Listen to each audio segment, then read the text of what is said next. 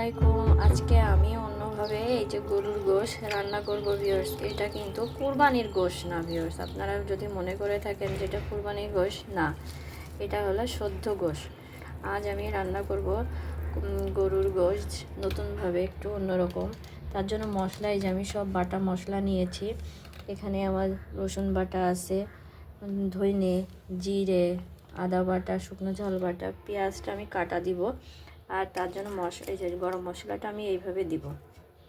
Viewers, আজ আমি রান্না করব নতুন আলু দিয়ে গরুর মাংস। ভিউয়ার্স, সাথে থাকুন, দেখতে থাকুন। ভিউয়ার্স, এই যে আমি তেল দিয়ে দিচ্ছি। আমি কিন্তু অল্প মশলা দিয়ে সমস্ত তরকারি রান্না করি ভিউয়ার্স। তার জন্য এই যে পেঁয়াজটা আমি লাল লাল করে ভেজে নেব। অল্প একটু লাল ভেজে নেব, আর তারপরে মাংস দেওয়ার পরে আমি একটু কাঁচা দিয়ে নেব। কাঁচাটা দিলে একটু ভালো হয়, স্বাদ হয় অন্যরকম। এটা আমি লাল লাল করে ভেজে নেব।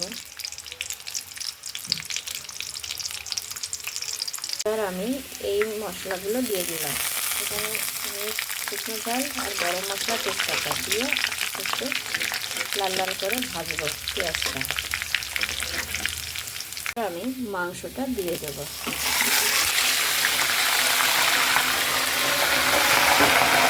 আমি মাংসটা একটু নাড়াচাড়া দিয়ে হালকা একটু ভেজে নেব। ভাজাও বলে না, একটু নাড়াচাড়া দেওয়া।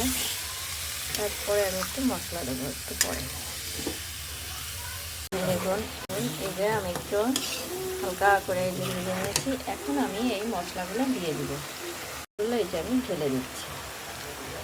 ঢেলে দিয়ে আমি এবার আমি নাড়াচাড়া দিয়ে নেব।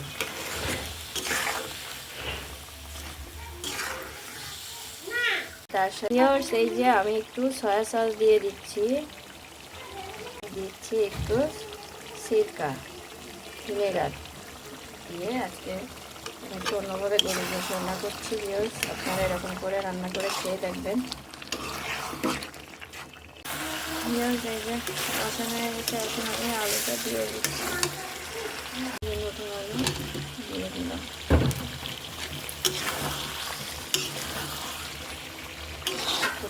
আরেকটু কষিয়ে তারপর আমি পানি দিয়ে দেবো।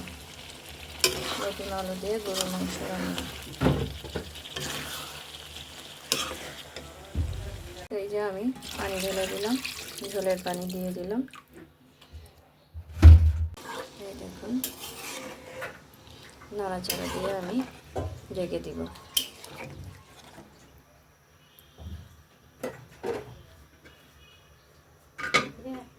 ভিউয়ার্স, এই যে আমার তৈরি হয়ে গেছে নতুন আলু দিয়ে গরুর মাংস রান্না। ভিউয়ার্স, ভালো লাগলে লাইক করেন, শেয়ার করেন, সাবস্ক্রাইব করে দিন। ধন্যবাদ সবাইকে।